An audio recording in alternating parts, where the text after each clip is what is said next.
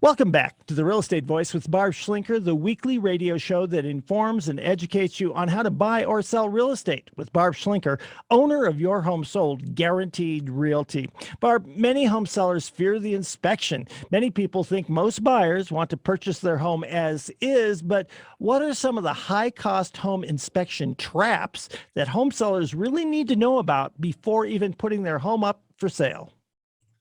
Well, what's interesting about the home selling process to me, Richard, is that most home sellers really do assume that their home, once they accept a contract, they love the home, they're going to take it as is and not ask for anything.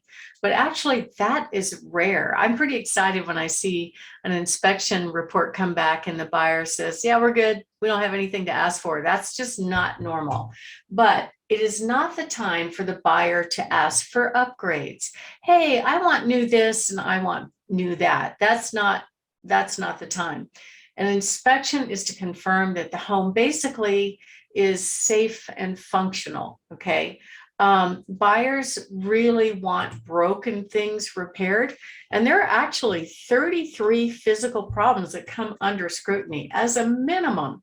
Sometimes what buyers ask for are utterly ridiculous.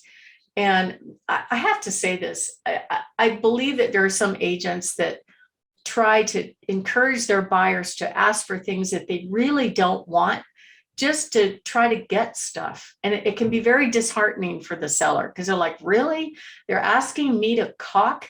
You don't want me to caulk anything. It would be a mess.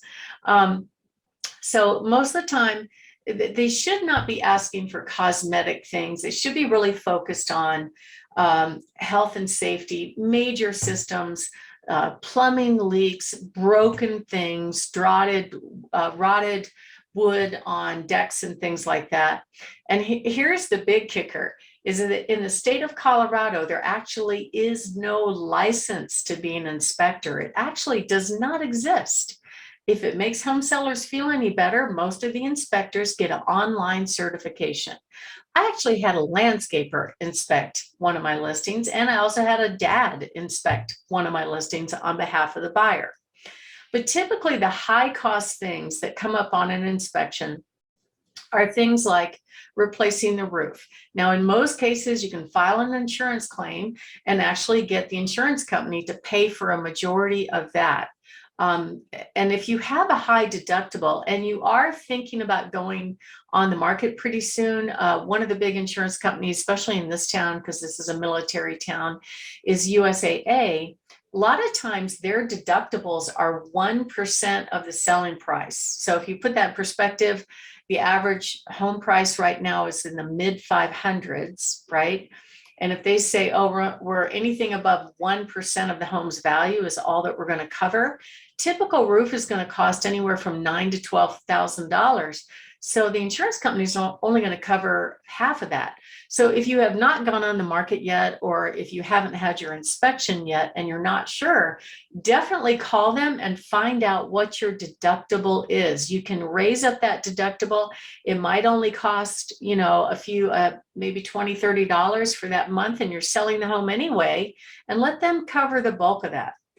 The next item is the furnace. So furnaces typically last 20 to 30 years. Sometimes they last longer. It depends on how you maintain it. A lot of times the inspectors will deem it as no good if it's more than 20 years, but sometimes they do last longer. So it just depends, but generally it's a good idea before you go on the market just to have that furnace serviced, replace the filter, vacuum it out. Little things, electrical panels, very big ticket item. It could be as much as $3,000 or $4,000 to have to replace an electric panel. So why would you do that?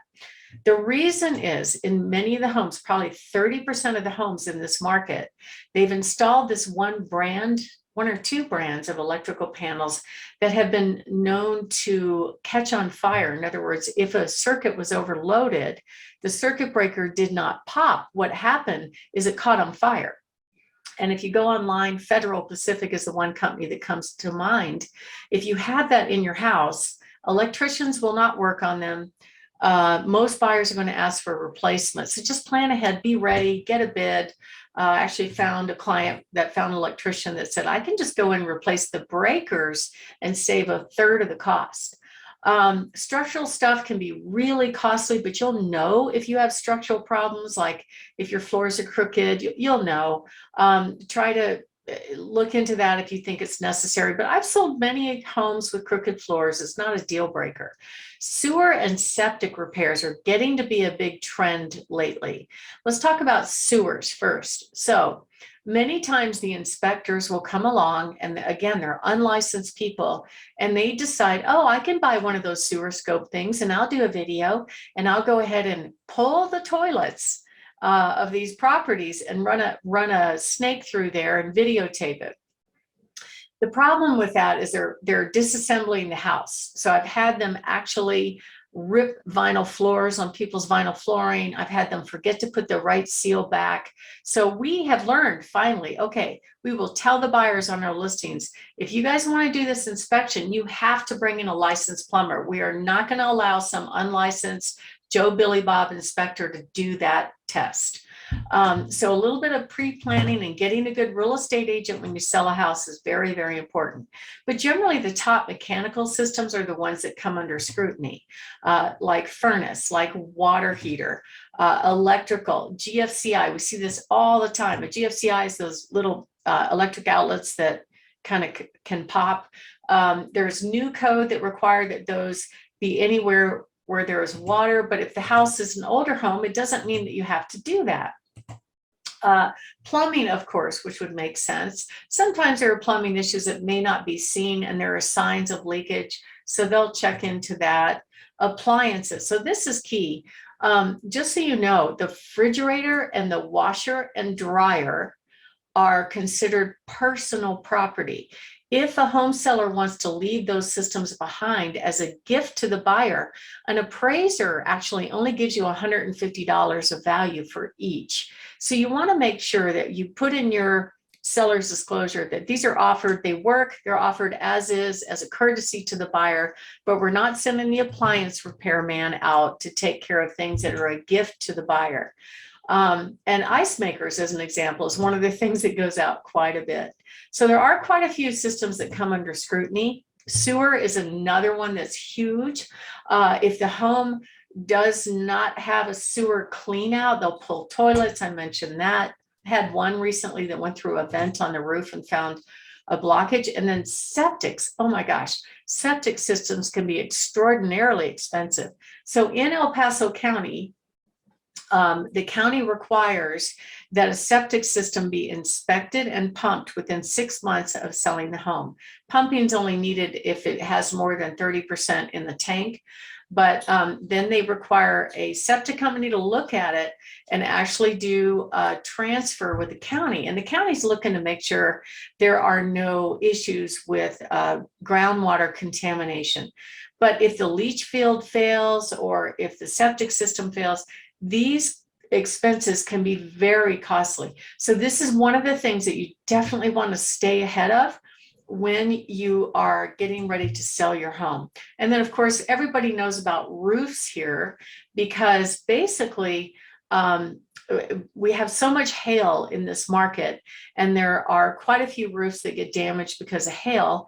Very few of them actually leak, but that granular material breaks down and then we have to get the roofs replaced. Even tile roofs break down over time. And I learned recently that if you happen to have solar panels up on your composite shingle roof, in order to replace the roof, you have to hire a solar company to take the solar panels off because the roofers won't touch it. Then they replace the roof. Then the solar panel puts it back, our solar panel company puts it back on. So it could actually many times the roofing companies will not cover this and the insurance companies will not cover this. So you really have to factor these things in when you put that kind of system into your property. And generally the lenders or the appraisers, they don't really deep dive into systems that much. They typically don't unless it's a really obvious thing. In most cases, they're not really paying much attention to that. They're looking more at the market value, the cosmetic value of the property. They just focus on whether or not these homes meet the loan guidelines. So for government loans, what they're looking for are things like whether or not there's any safety issues like trip hazards around the house, broken windows, missing window well covers where kids could fall in, missing outlet covers, any safety issue will come up. So that's kind of what the lenders care about. But the inspectors ask for a lot of things. And one thing that's really, really important to keep in mind when you're dealing with home inspections is it is a part of the negotiations. So the seller doesn't have to agree to everything that they ask for. However, there is a risk that if you don't agree, the buyer could say, fine, I'm out, I'm walking away. So that's kind of how it works. Richard? We're talking, Barb, about 11 high-cost home inspection traps. What are some of the other home inspection issues that come up as you've been going through the years? Well, decking, very common for people to tag any rotted wood on decks. This comes up a lot, especially in this climate. But much of these can be pretty well repaired. Of course, roofing we know about. And you want to talk to your insurance company before you put your house up for sale. Broken seals on windows. So you know how most double pane windows have the seal in between. Sometimes they fail because of the strong winds. That's more or less cosmetic, but sometimes buyers will ask for that. And then there's always the surprises where the buyer comes in and goes, hey, I want new carbon monoxide detectors, or I want new smoke detectors. You don't have to do everything. You just have to be reasonable and address the key issues. So if you'd like to get more information about this, I've actually created a new report. You can go up on my website, barbhasthebuyers.com/inspection. And this report will give you the 11 things you need to know to pass your home inspection. Or you can go to barbhasthebuyers.com and just click on the green button, or give us a call at 719-301-3900. Richard? You're listening to Barb Schlinker of Your Home Sold Guaranteed Realty. That's the name and that's the promise. And if you're thinking of making a move, call Barb, 719-301-3900, or visit barbhasthebuyers.com. When we come back, we'll be talking about which home updates deliver the best return on your investment, plus Barb's hot new listing. You don't want to miss that.